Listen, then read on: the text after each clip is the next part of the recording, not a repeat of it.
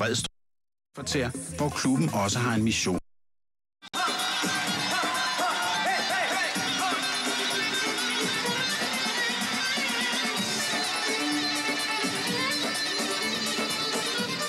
Her holder fodboldklubben Prespa til. Prespa er den ældste indvandrerklub i Danmark. Den blev oprettet af gæstearbejdere, der kom fra Makedonien i 70'erne. Den gamle generation var jo meget dygtige, hvis man kan sige det sådan. De opnåede Danmarks fodbold. Vi prøver selvfølgelig at kæmpe os op og nå det samme udgangspunkt, som de har nået. Prespa laver adskillige sociale arrangementer i kvarteret, og i aften holder klubben ungdomsfest med makedonsk dans og musik. Det bare er det sjovt. Tænk på noget andet end fodbold. Vi skal bare hygge os. Det bliver hele natten lang.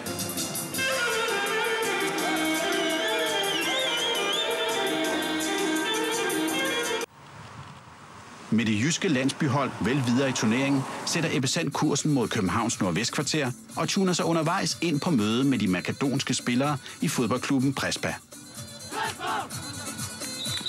På træningsanlægget i Ryparken møder Ebbe Sand holdets trænere Sunay og Tjeko og finder hurtigt ud af, at han har noget til fælles med den spillende træner Tjeko. Hvornår spillede du i Tyskland? Tjeko har som Ebbe Sand tidligere spillet professionel fodbold i Danmark og Tyskland, og er også tidligere landsholdsspiller med adskillige kampe for Makedonien. Og selvom niveauet nu er et andet, har Tjeko og medtræner Sunay stadig høje ambitioner. Så langt som muligt. Ja. Nu vil vi se.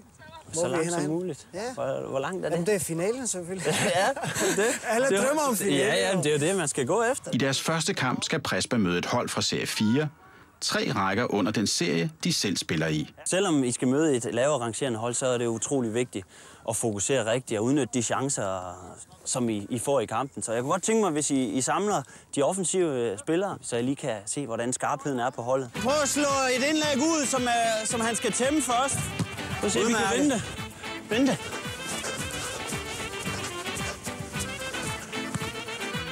Og Ebbe Sand ser hurtigt, at han nu er nået til en klub, der ligesom BPI har klare fodboldmæssige kvaliteter. En god bold!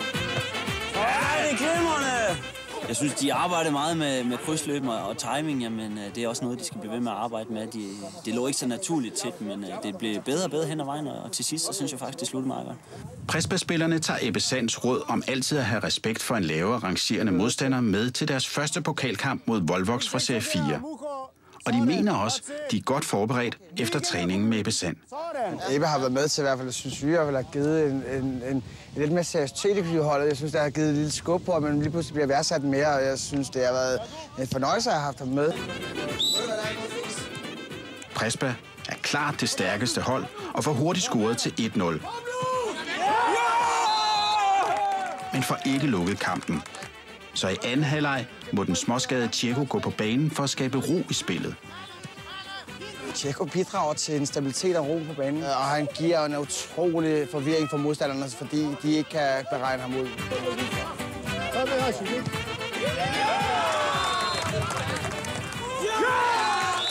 Prespa vinder kampen 3-0 og er nu klar til den sidste og afgørende kamp, som er mod serie 1-rivalerne fra Frederiksberg-alliancen.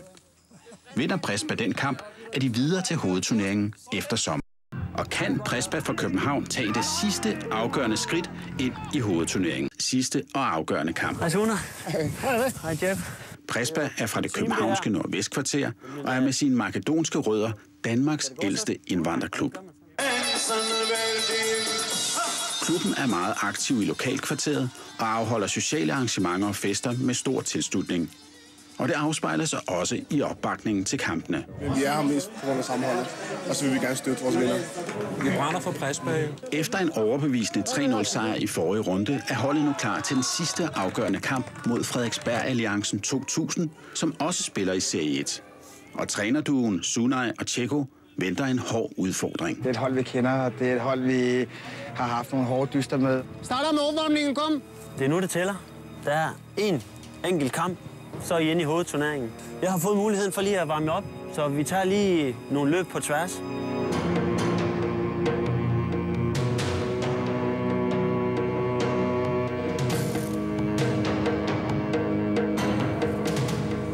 Efter opvarmning er spillerne nu helt klar til deres egen udgave af slaget om København.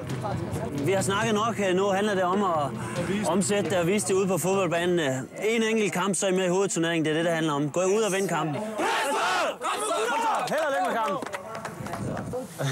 Prespa sætter sig fra starten på kampen og spiller sig frem til flere gode chancer. Skyd! Lad det godt lavet. Nej! På Frederiksberg har Prespa overtag i spillet, men pludselig slår hjemmeholdet til på deres første chance. Det er simpelthen ikke rigtigt. Og kort efter er den igen galt foran Prespas mål. Ej, nu stopper det. Lige pludselig så scorer modstanderen stik mod spillers chancer. Dybt uretfærdigt, men sådan er fodbold, når man ikke udnytter chancerne. Så Prespa-spillerne må i pausen gå slukket til omklædningsrummet sammen med en ikke helt tilfreds Ebbe Sand. Det der sker, I falder sammen allerede ved 1-0. I skal op igen. I er bedre end dem her. Hos Prespas fans på tribunen er stemningen mere optimistisk. Vi kommer tilbage for længe spilletid, og så scorer vi for længe spilletid, og så vinder vi. Men den forventning kan spillerne ikke leve op til. Få minutter inde i anden halvleg scorer Frederiksberg-alliancen igen, og så er Prespa bagud 3-0. Så det! Hvor enkelt det kan gøres! Håbet genopstår dog, da Prespa får tilkendt et straffespark. Ja, det er flot! Så står den 3-1, og optimismen er tilbage. Sådan der, ja. Så de kæmper hårdt for at få endnu et reducerende mål. Ej. Men midt i Prespas satsning slår Frederiksberg-alliancen kontra og scorer til 4-1. Og så er håbet slukket for Prespa. Vi har også egen chance til at udnytte kampen. Vi kunne jo komme foran 1-2-3-0, men det kan du ikke bruge, når man taber en kamp 4-1. Og på sidste etape af sin rejse må Ebbe Sand se endnu et af sine hold forlade turneringen. Det er altid ærgerligt at tage fodboldkampe, især at tage fodboldkampe, hvor det ikke er nødvendigt. Tag det positive med, det er, at I kommer frem til chancerne, og så skal I nok begynde at udnytte dem på et senere tidspunkt. Farvel, tak for denne gang, og prøv fremover. Ha' det godt. Det har været en fornøjelse at følge de 6 hold. Altså, der har været masser af gejst og vilje og intensitet, og frem for alt så har der været passion, som jeg synes, der har været nøgleord igennem alle holdene. Altså, de brænder for fodbold. Ved endestationen kan Ebbe Sand gøre status. Han glæder sig over, at et af de 6 hold, han har fulgt, er nået videre til hovedturneringen efter sommerferien.